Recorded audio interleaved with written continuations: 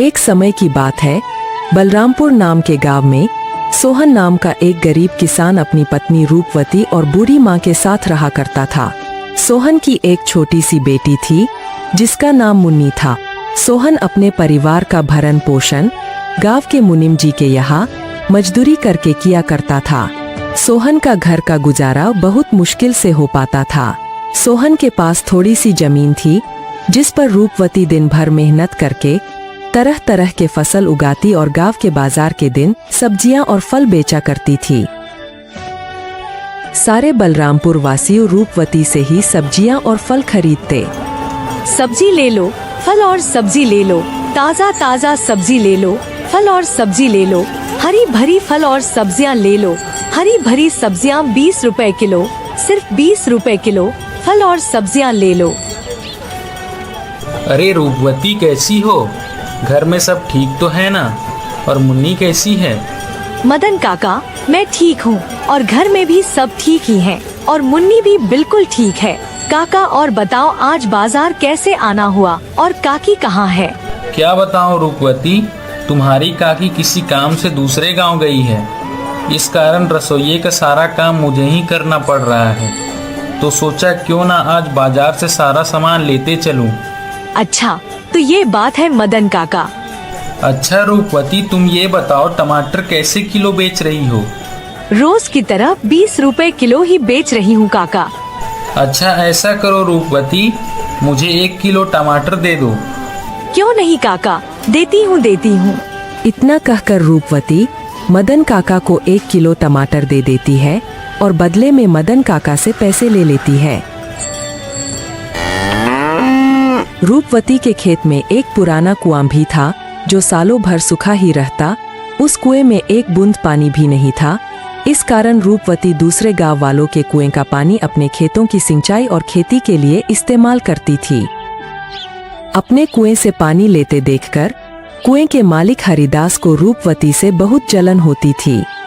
एक दिन जब रूपवती अपने खेतों में मेहनत से काम कर रही थी, तभी वहां कुएं का मालिक हरिदास आता है और रूपवती से कहता है, अरे रूपवती कैसी हो? खेतों का काम कैसा चल रहा है? मैं ठीक हूँ हरिदास चाचा, खेतों का काम भी ठीक ही चल रहा है। मैं यह कह रहा था रूपवती कि मैं तुम्हें बहुत सालों से अपने कुएं का पानी देता आ रहा हूँ। अब मैं तुम्हें अपने कुएं का पानी नहीं दे सकता क्योंकि गर्मियों का समय आने वाली है और मेरे कुएं में पानी बहुत कम हो गया है।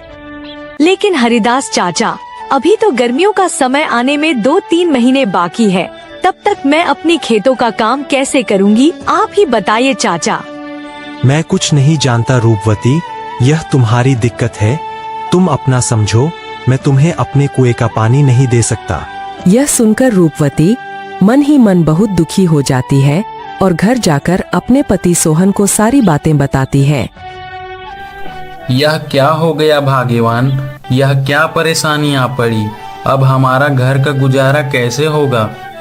आप चिंता ना करो भाग्यवान, ऊपर वाला सब देख रहा है, प्रभु हमारी मदद जरूर करेंगे। अच्छा ठीक है रूपवती, तुम जाकर आराम करो, मैं हरिदास काका से मिलकर आता हूँ।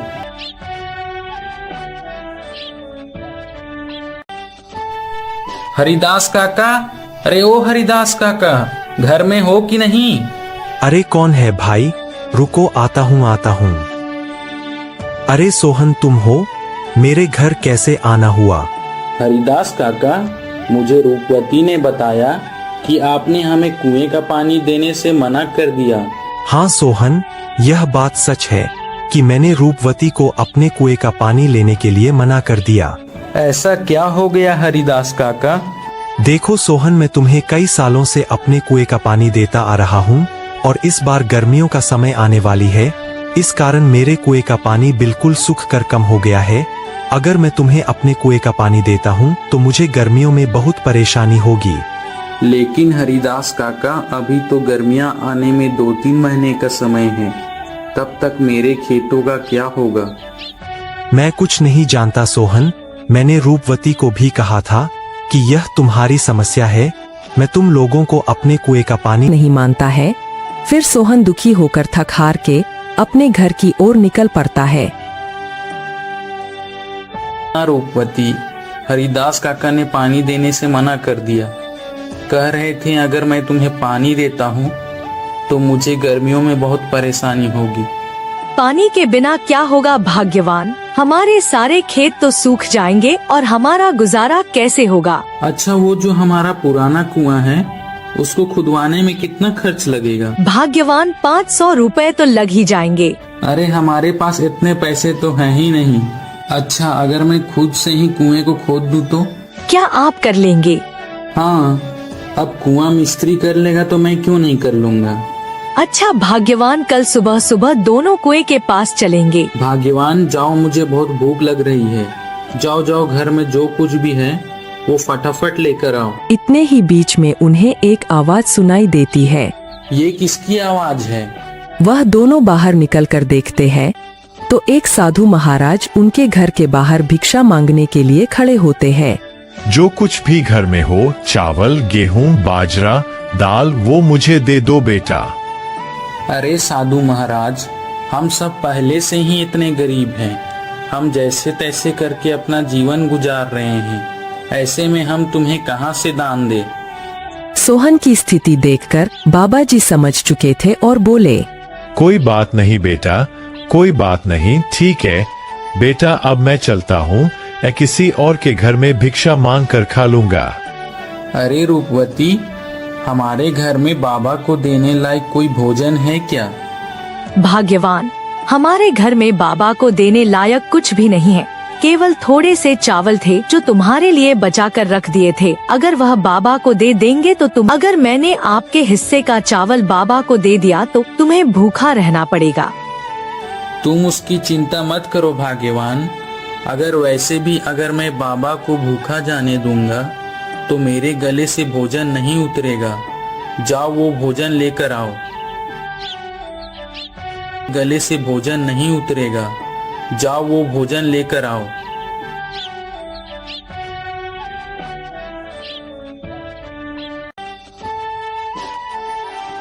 सोहन की पत्नी सोहन के अनुसार सोहन के हिस्से का भोजन बाबा को दे देती है। धन्यवाद बेटा, धन्यवाद।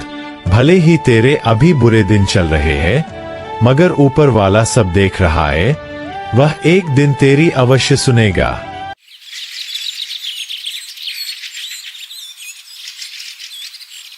फिर अगले दिन सुबह सुबह दोनों सोहन और उसकी पत्नी रूपवती अपने कुएं की खुदाई करने अपने खेत की ओर चल देते हैं। देखो रूपवती, देखो, हमारे कुएं में तो एक भी बूंद पानी नहीं है। हाँ भाग्यवान, प्रभु हमारी कौन सी परीक्षा ले रहे हैं। फिर सोहन कुएं में नीचे उतरकर कुएं की खुदाई शुरू कर देता है।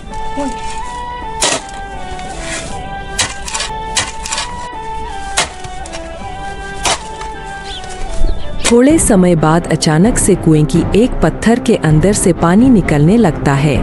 अरे, यह पानी कहाँ से आ रहा है? मुझे तो अपनी आंखों पर विश्वास ही नहीं होता। मुझे तो लगता है कि यह सब मेरे अच्छे कर्मों का फल है जो मुझे मिला। भाग्यवान सही कह रही थी और बाबा जी भी सही कह रहे थे कि तुम्हारे कर्मों का फल तुम्हें अवश्य मिलेगा। ऊपर वाले ने मेरी सुन ली। अब मैं इस पानी से मैं अपने खेत की सिंचाई अच्छी तरह से कर सकूंगा। सोहन बहुत खुश हो जाता है और ऊपर जाकर रूपवती से कहता है, भाग्यवान, प्रभु ने हमारी सुन ली। नीचे पत्थर से पानी निकल रहा है। क्या आप सच कह रहे हो भाग्यवान? प्रभु ने हमारी सुन ली। अब हमें खेती करने में कोई परेशानी नहीं होगी।